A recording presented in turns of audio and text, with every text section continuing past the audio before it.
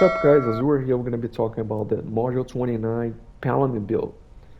Starting with the race, I go for the ASMR as always for the outgoing healing and additional power, 2% of each. It could also get some max HP for everyone, get some incoming healing for the tank. If you choose to play tank, this is a good option to have as well. You could also go for Dragonborn for power and critical chance. You could also go for Wood Elf for critical chance. You could also go for Orc, critical severity. You could also go Drow. I wouldn't recommend you go Drow, but I know some people go for the debuffs. If you're playing tank, it's fine. If you decide to play tank, also, it's fine. But if you only playing healer, the Paladin has a really slow attack. So you're not going to be proccing the debuff a lot. So I do not recommend you go Drow for that specific reason. If you choose to go Drow either way, just look at your friends, see with the people you're playing with, see if they have any kind of a Drow race, and pick the opposite race of it. We have two Drows, the regular Drow and the Renegade Drow. One is free, the other is premium. They have different debuffs, so that's why I'm saying pick the different one because they stack. Attribute wise, going for dexterity for the additional critical severity and wisdom for additional ongoing healing. If you don't need the critical severity, you can move to charisma to get some forte, which gives us a little bit of regen. Stat wise guys, we are not using any debuffs right now. We do have 62.6 power. We're gonna get 15 from the Raptor. We're gonna get 5 from the helmet. We're gonna get 3.5 from Portobello, and that's gonna put us on 86. We're gonna have 6% more from the Boon and up to 3% more from the Forger's box, which is a belt item. So we're gonna be above the cap by a little bit, so it's fine. We're gonna have critical strike, 77.7 right now. We get 5 from the Devil's Precision. We're gonna get 5 from the squash soup, which we're gonna be using, and then we're gonna get a little bit of ratings from the Flask of Potency and the Wildstorm Elixir. It's gonna put us on 90. Critical severity, we're gonna get 5% from the Flask of Potency, 5% from squash soup, and 5% from the Wildstorm Elixir. It's gonna put us above the cap. Outgoing healing, we do have 75 right now. We're gonna get 12 from the gonna get 6 from the armor and 6 for the shirt, and I'm gonna get 5 from the helmet. So it's gonna put us above the cap as well. We do have a little bit of stuff here above the cap. We do have a extra 9% showing here. We do have something new in this module. It's gonna be showing us the healing, the outgoing healing that goes above the cap. If you look at the difference, this is the exact difference from the enhancement we have, the enchantment, divine ages. This is a 9%. We do have a little more than that because we are using open rank here, so it's not going to show in the stats page because this is a conditional effect. It only happens if you do multi-target heal, so it's not going to be showing that. We're also going to be getting stuff from the weapons, so it's not shown there.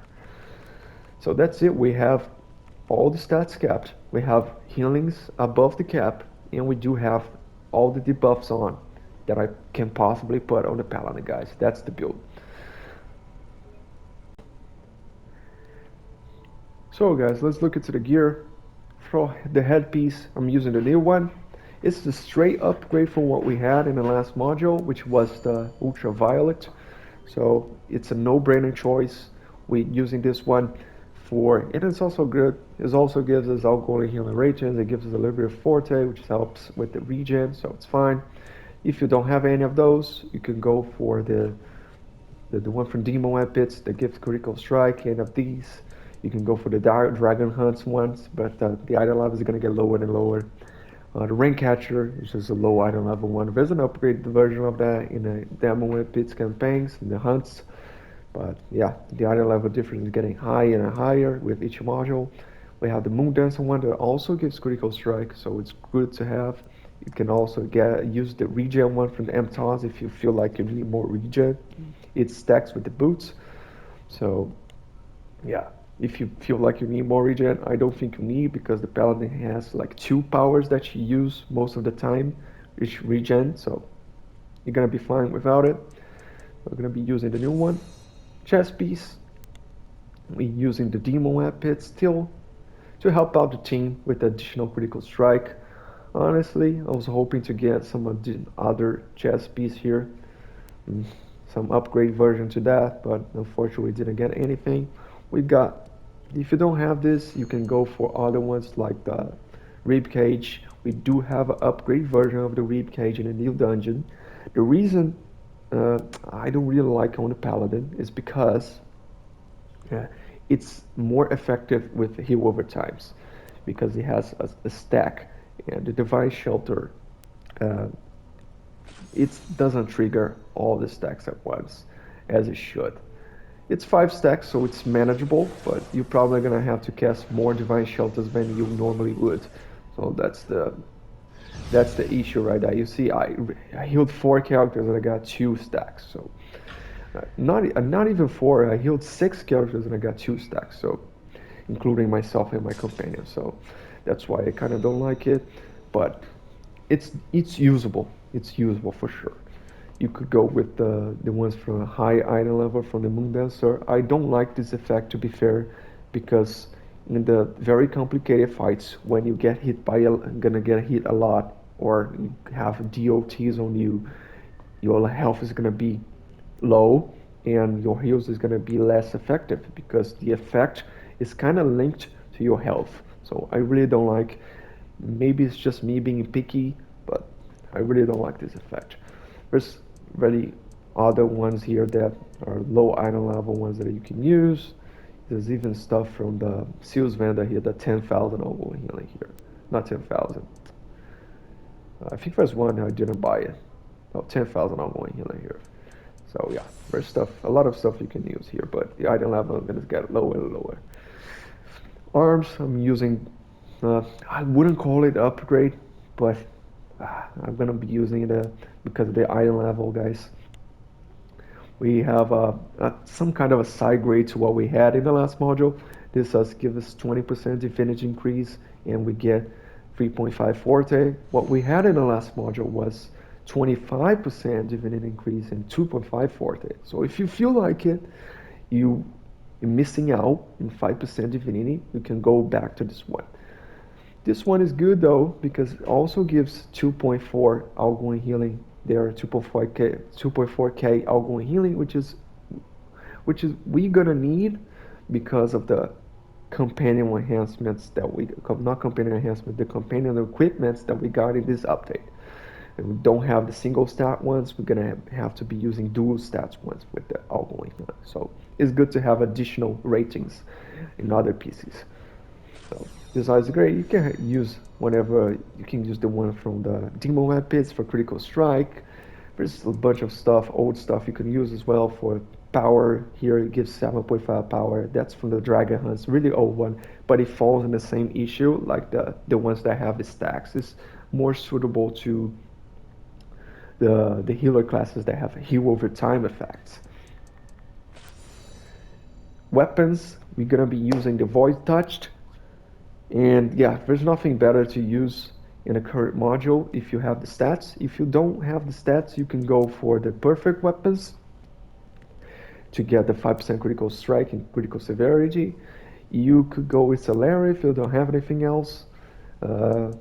Weaver, which is some kind of a mastercraft as well, to help out the DPS, but I would say the Void Touch is better than Solarium, this module on this dungeon, because the Void Touch already gives like 5% outgoing healing, which goes above the cap, and some resistance.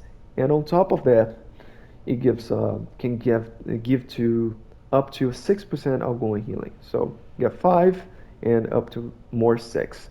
So it's 11. It's better than what we have in the Solarium. For the boots, I'm using the new ones as well. I wouldn't call this a straight upgrade, unfortunately, because we only get a 15% regen. And we're getting one additional outgoing healing extra compared to the last boots we had in the last module. If you look at the ultraviolet here, we had 20% regen, 2.5. We have now 15, 3.5. This is not a fair trade in my opinion, but yeah, it is what it is. If you feel like you need the divinity regen, you can always go back to even the Moon Dancer ones. I think it's still very viable. That gives 20% fixed. Because if you're playing the new dungeon with these boots, you're not going to get the 20, you're going to get 10%. If it's working as it says right there, right? So you're going to get 10%. So if you feel like you need the extra regen, go back to the Moon Dancer ones. It's still really, really viable. It's going to get 20 no matter what you play. You're just not going to get the outgoing healing that you normally get with those boots here. If you're not using that, there's stuff from the Demon Web Pits, there's stuff from the Demon Web Pits hunts, there's stuff from Dragon Steel's Hunter, but the iron level is going to get lower and lower, so just know. Artifact, we are using the Blast Scepter, we are using it is the bigger debuff. It's an upgrade version from what we had in the Halaster in the past few modules. We have the new Symbol of Water for the additional stamina regen, which is great in Paladin for the shields, because we don't really dodge a lot. We have the Dragonbone Blades here. It's another great debuff to have, especially now because the artifacts that the DPS have access to are really high item level. I don't see a lot of DPSs using this in a dungeon. This is one of the strongest ones to have. It gives 12% damage and reduces the damage by 12%. So it's a good investment for the healer. And the stats are great for the healer as well. Critical severity, critical strike. And the other ones to complete the set, we're using the Vistani still for the debuff. And note, the item level that we have here is 100k item level. So we are good for the next module as well. Whatever we got in the next module for the trial or dungeon, we are good for it because the item level of the next trial or dungeon we're probably gonna be 105k item level. And private, when you go private with the dungeon or trial, it reduces the item level by 5,000. So we're still in the Vistani, still in the game. Granted, guys, if you don't have the stuff that I have here, you might not have the item level. So if you need the item level, you can definitely go for other things, guys, like the Detector's Choke. Is the best option. It's really high item level. It also helps out with your heals. It will help out with the stats as well. It gives outgoing healing ratings, and it also gives 6 wisdom, which gives outgoing healing as well. The effect of that is also good. It also gives some forte, which helps out with the regen and increases the outgoing healing by 10. This goes above the cap as well. So if you need the item level, if you need some extra heals, go for this one. I use my Vistani for the debuffs. I always keep my debuffs on to make the runs go faster, guys. Vistani and Grace, perfect combo here. We proc it for with one single hit. I proc both of these effects. The Grace here does not help us at all. So if you need stats, that's something you can maybe change. To get something that you need, and some critical severity, or healing, whatever. This does not help you at all. The ratings here don't give you combat advantage and nothing else, man. It doesn't give anything. Open ring here for the additional outgoing healing. This goes above the cap as well. Whenever you do for the Divine Shelter, it's gonna give that bonus, 7% bonus from this. Shirt, we're still using the old ones, just because I think this is more reliable. We do have a new shirt that has a similar power, but again, it falls in the same issue that we had in the last module. It's very uncertain, the buff, the effect. The last module we got, let's see if I have it here. The last module we got this one, which is 7% outgoing healing, which is fine. And but whenever we're facing more than one enemy, the effect is gonna be divided. So I don't know. It felt too unreliable. If you know you're playing a boss fight that have no ads, you can go for this for the additional item level for sure. But yeah, I wouldn't go otherwise.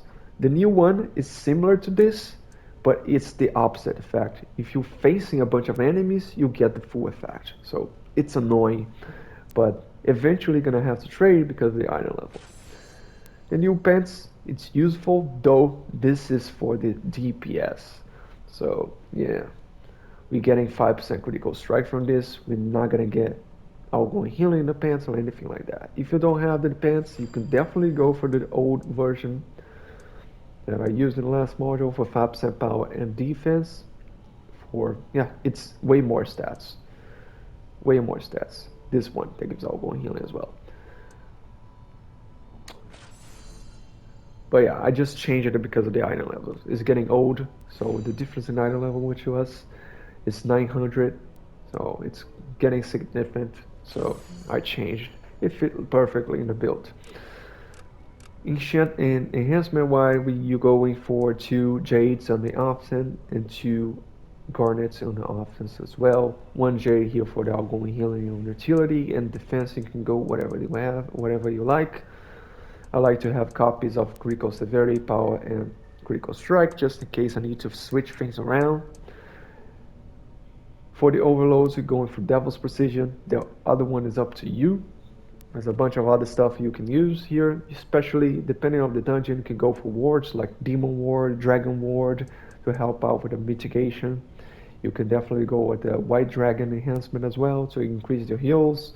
You can, and I know whatever else you feel like you need to use here. Combat enchantment, we're using the Divine Aegis for the additional outgoing healing. It goes above the cap, so it's great. They have increased the effect of the shields, but it's still very small, so I wouldn't bother. We just use it for the additional heal. For the bonus, I'm using movement speed. The paladin doesn't have a roll or anything fancy like a dodge or slip, so it's good to have the movement speed for avoiding the red AoEs.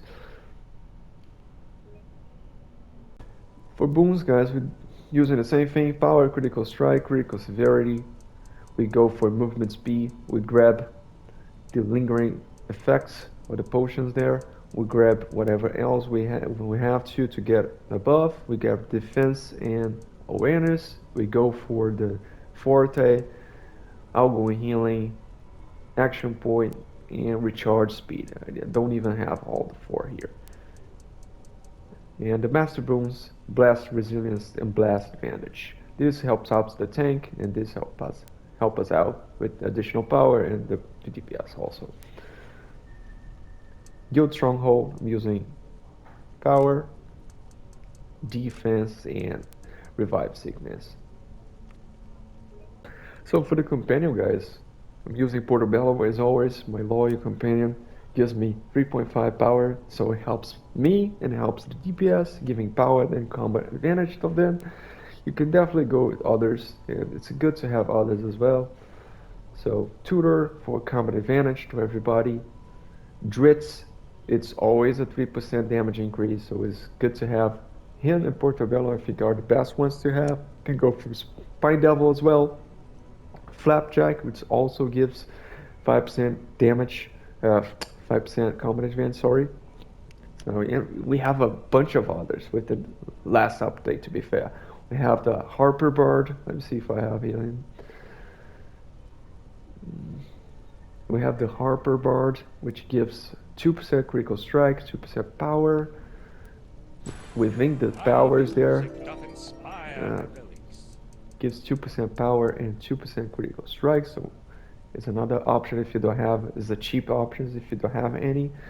We do have a new an eye there that gives 3% critical strike as well. We do have the new, which I think I bought it. I'm not sure I have one. The new one that comes from the lockbox, which gives 10% movement speed for your daily content to go really fast, which is the Diana that we got from the lockbox.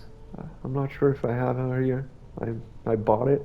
I bought her, but never mind. We have a bunch of options, guys. I stick with Portobello because I need the One does power. not simply walk into the Underdark. Equipment, I'm using the new ones, Fort and Outgoing Healing. You can go with the Outgoing Healing and Critical Strike if you need the ratings. Enhancement, I'm using the debuff one, Dual Senses to reduce the enemy's awareness because the tank typically goes for the armor break, which reduces enemy's defense. You could also go with Vulnerability to reduce enemy's critical avoidance, or slowed reactions to reduce enemies deflect. Though Dual Senses is best. Could also go with Advantage Nullification. This is from Portobello, guys, so another reason to have him to reduce the enemy's combat advantage. So the boss always has combat advantage on you, so this reduces the damage on the boss So way to have it. Another thing that I want to mention, like I said to you in the beginning about the race, the Paladin has very slow attack, so the uptime on these debuffs here are not the greatest. So if you need the stats, if you feel like you're not proccing enough, you can just drop uh, the debuff here and use Reinvigorate to get the healing from this and change the companions around to whatever stat you want to have.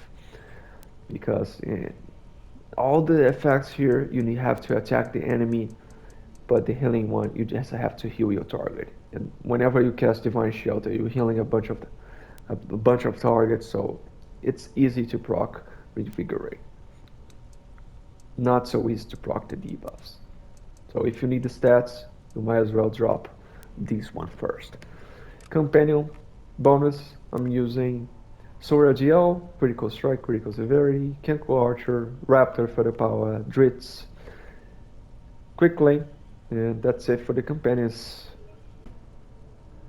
So for mounts, guys, we do have the usual four: Eclipse, Pegasus, T-Rex, and Swarm. Well, we got some new ones, like the Dragon from Protector's Jubilee event. If you have that one, that's a really good one. You got for free. You can level that up. It's really good. We got the new one from the new lockbox, which is the Bestial Fire. That's also a debuff. So try to have at least two in the beginning if you're starting. I suggest you go for the T-Rex and the Pegasus. They're probably easier to obtain. And yeah, just in case the tank is using, you gotta have two, just in case the tank is using the same one as you. You can switch around. And after that, you go for the others, build up options in your accounts. It's gonna be especially good for different scenarios in the dungeon and trials when you build up trials. And yeah, for example, in this new dungeon, you might want to go for the T-Rex and Pegasus because we're facing a bunch of enemies. So it's better to put the buffs on the allies instead of debuff on a single enemy like the other mounts do. So it's good to have options. Equip power, we always use three, man. Mystic Aura, Runic Aura, and Back Tactics. If, if you want to start with one that helps you out, you can. But I mean, Runic Aura and Mystic Aura give you some power there, so it kind of helps you out as well, a little bit. So yeah, in the end, you're not gonna need that ratings, man.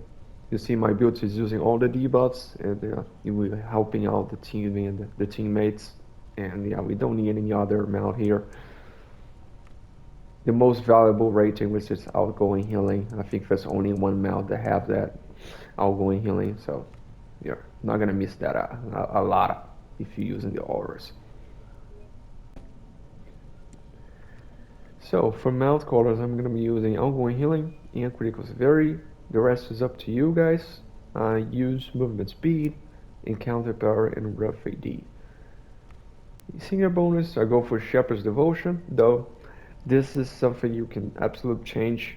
This gives you a buff whenever you use a daily power, which in the case of the Paladin is not a big of a deal. We don't really have a meaningful spammable daily we could use. So yeah, this is definitely something you could change if you feel like it. You can definitely go for another Gladiator's Ghoul for more movement speed. You can definitely go for another Mentor's Covenant if you need the healing ratings. But if you go for a second one, the value that you're gonna get it's gonna be halved. So the first one's gonna give you 1500, the second one's gonna give you 750. Other than that, Gladiator's go for the movement speed, as I said. Magistrate is spacious, it's a buff to the allies whenever you do a critical heal, so it's a defense buff, so it's gonna be up all the time, guys, whenever it's not on cooldown. Other than that, maybe you can go with Lionheart's Perseverance like I used to. You can even put the preferred Insignia slot here with Lionheart's Perseverance, but I rather have the Gladiator's Ghoul for the Paladin here. You can definitely go with the Survival's Expertise. I think the Bestial, let me see. Even the Bestial Fire one can go with the 5000 Forte for some additional regen. You can go for more Mentor's Covenant. You can go for, there's some new Insignia bonus here that also buff up the defense of the allies, but I think this is more something that the tank would use. Let me try to find it here. Allies resilience here, whenever you get hit, you get stack of defense and deflect for the other players. So this would be better if it was not 20 stacks, if it was just a few stacks. This is more something that tank would use because the tank is the one getting hit all the time.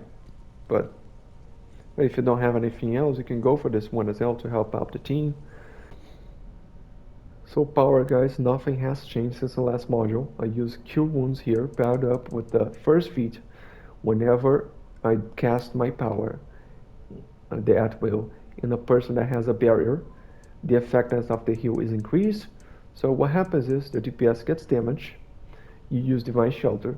Most of the times it doesn't fully heal the DPS. So instead of casting a Divine Shelter, you cast the Cure Wounds, which is going to be, the effectiveness is going to be increased. It's going to top the DPS off on the heals, on the HP. The other at will, Divine Fulmination, is the only one that procs the Grace and the Vistani. It's really slow, so that's why I didn't recommend you go for the Drow.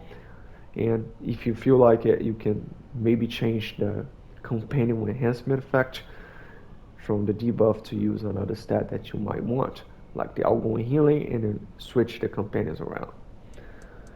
Other encounters, Sacred Weapon for the Divinity regen, and the Circle of Divinity for more regen, and it gives outgoing healing as well, though this does not go above the cap, guys. If you don't need the regen, you might want to go Banished. If you face a bunch of ads, you might want to go Burning Light for the same reason. You maybe want to go Divine Touch if you. It's good in those situations where everybody's split up and you can take the benefit of when you can single heal a person with this effect, because otherwise the effect is going to be shared if you hit multiple people, and the shield is not going to be that great. It's going to be kind of the same thing as the Divine Shelter. So it's good for those scenarios where everybody's split apart, like Dragon Hunts, for example. You can also go with the Bond of Virtue here. It doesn't consume divinity and it heals people really good, so it's great. Dailies, we do have the Shield of Faith and the Sanctuary. Shield of Faith is more for those situations with everybody. Everybody's gonna get some damage on the boss, but everybody's split apart. So we're gonna give them some damage mitigation and some increased heals. And if you grouping everybody up for the mitigation, you might want to go with the Sanctuary to increase even more the mitigation and the heal over time effect, which is really strong, 600 magnitude there, if everybody's grouped up. Class feature, we're going for Composure for Divinity regen. Not much we can use here other than that.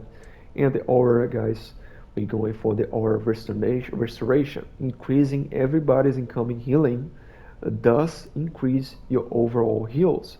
Typically, this is a really good investment because people don't have builds for incoming healing.